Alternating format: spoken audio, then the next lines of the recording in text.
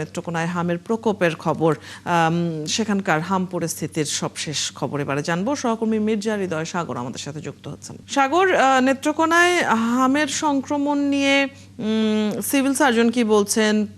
প্রশাসনিক কোনো ধরনের পদক্ষেপ নেওয়া হয়েছে কিনা হাম প্রতিরোধে? নেত্রকোনায় ইতিমধ্যে হামের সংক্রমণ বেড়েই চলেছে। আমরা কিছুক্ষণ আগেও জানাচ্ছিলাম যে নেত্রকোনায় গত 24 ঘন্টায় মূলত 24 জন হামের উপসর্গ নিয়ে বিভিন্ন হাসপাতালে ভর্তি হয়েছে।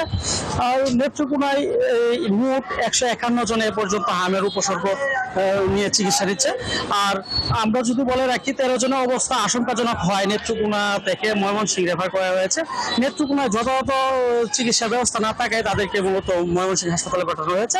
আমরা চিকিৎসকদের সাথে কথা বলেছিলাম, তারা যেটা বলেছে যে প্রতিনিয়ত হামের উপসর্গ নিয়ে রোগীরা ভর্তি হচ্ছে।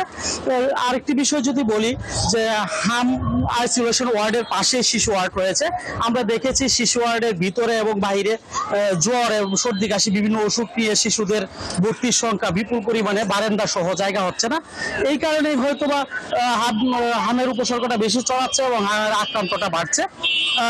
আমরা সিভিল সার্জনের সাথে কথা বলেছিলাম। সিভিল সার্জন বলেছে যে নেত্রকোনার যে 10টি উপজেলা স্বাস্থ্য কমপ্লেক্স রয়েছে সবগুলোতেই মূলত হামের প্রস্তুতি নেওয়া আছে। প্রত্যেকটা হাসপাতালে আইসোলেশন ওয়ার্ড করা হয়েছে।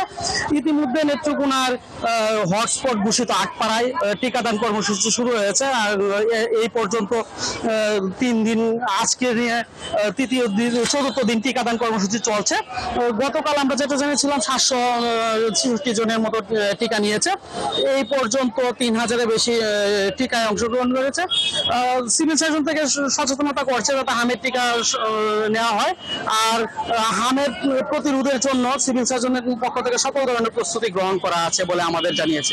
অদিতি, এই ছিল নেত্রকোনা থেকে সর্বশেষ। সাগর, আপনার কাছ থেকে আমরা নেত্রকোনার হামের পরিস্থিতি জানছিলাম। ধন্যবাদ যুক্ত হয়ে খবরগুলো জানিয়ে দেওয়ার জন্য। দর্শক সহকর্মী মির্জা হৃদয় সাগর যুক্ত ছিলেন আমাদের সাথে।